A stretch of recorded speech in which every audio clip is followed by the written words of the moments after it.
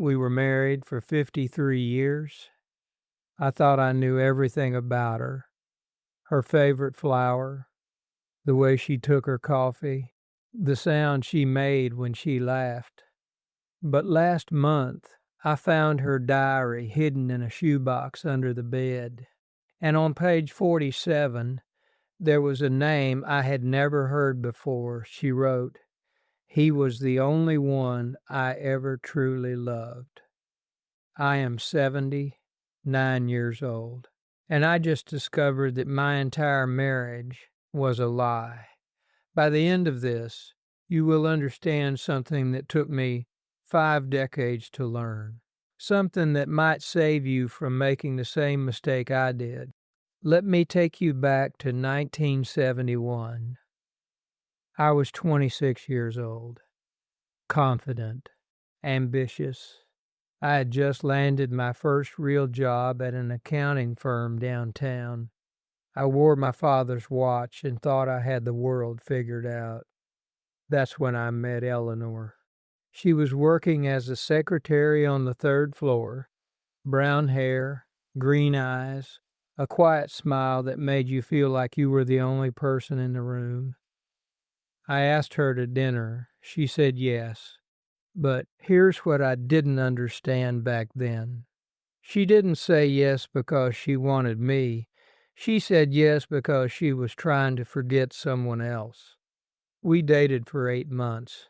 I proposed on a Tuesday. She cried when she said yes. I thought they were happy tears. They weren't. You see, before me, there was a man named David. They had been together for 3 years. He was a musician, a dreamer, the kind of man who wrote poetry on napkins and believed passion was more important than stability. Her parents hated him. They told her he would never amount to anything, that she was wasting her youth on a fantasy, that if she didn't find a real man soon, she would end up alone and poor. So she left him. And 6 months later, she met me. I was everything David was not. Stable, predictable, safe. But I wasn't the man who made her heart race. Now here's where I need you to really listen, because this is the part I wish someone had told me when I was your age. For the first 10 years of our marriage, I thought we were happy. We bought a house, had 2 children. I got promoted twice. We went to church on Sundays and had dinner with her parents every other weekend. But something was always missing. She would stare out the window sometimes, and I would ask what she was thinking. She always said nothing. I believed her. I was a fool. You know what the most dangerous thing in a relationship is? It's not fighting. It's not even betrayal. It's silence.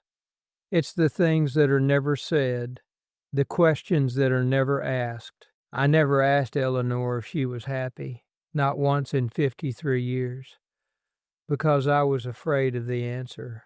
Therefore, I kept my head down. I worked harder. I bought her jewelry on anniversaries and flowers on birthdays. I thought if I just provided enough, if I just showed up enough, that would be enough. But you can't fill an empty heart with things. In 1989, something changed. Our son had just left for college. The house was quiet, and for the first time in 18 years, it was just the two of us again.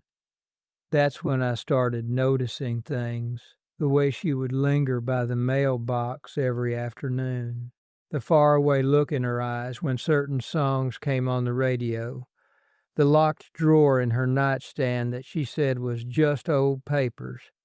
But I never asked. I never pushed, because part of me already knew, and I didn't want to face it. Do you know what that's like? To sense the truth, but choose blindness? To feel the cracks in the foundation, but keep painting the walls? That was my life for 30 more years. Eleanor passed away last November. Pancreatic cancer. She was gone in 6 weeks. After the funeral, I started going through her things, her clothes, her books, the photographs she kept in that old wooden box on her dresser, and then I found the shoebox. It was underneath the bed, pushed all the way to the back, covered in dust. Inside there was a stack of letters tied with a ribbon and a small leather diary. The letters were from David. He had written to her for years after she left him. Some of them she had opened, some of them she hadn't. The last one was dated 1982, the year our daughter was born. But the diary is what broke me. She had been writing in it since 1985. 40 years of entries. 40 years of thoughts she never shared with me. On page 47, she described a dream she had. She was walking through a field of sunflowers with David. They were laughing.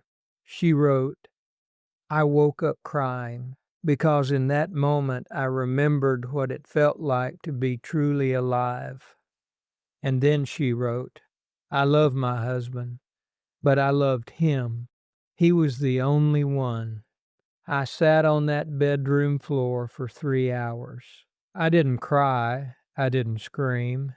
I just sat there, holding those pages, realizing that the woman I had devoted my entire life to had settled for me. Now, let me ask you something. Have you ever stayed in a situation because it was comfortable? Have you ever chosen security over passion? Have you ever looked at your life and wondered if you're really living or just existing?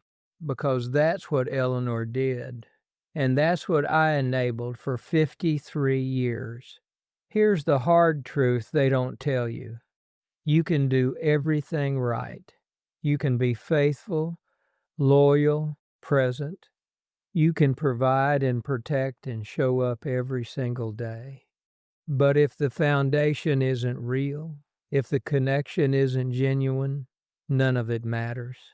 I was a good husband, but I was a wrong husband. And the tragedy is, I knew it.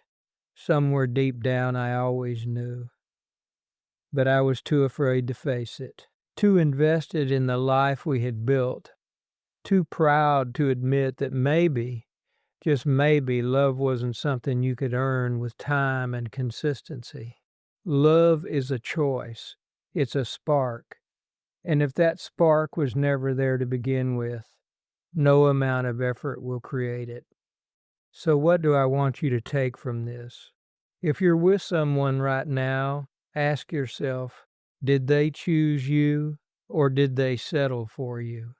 Not because of what you provide, not because of how safe you make them feel, but because when they close their eyes and dream, they see your face. If you don't know the answer, ask them. Have the conversation I never had. Risk the truth. Because I can tell you from experience, there is no pain greater than discovering at 79 that your whole life was built on a beautiful lie. Eleanor and I never fought. We never raised our voices. We were the couple everyone envied. But behind closed doors, she was writing love letters in her heart to a man she left 40 years ago.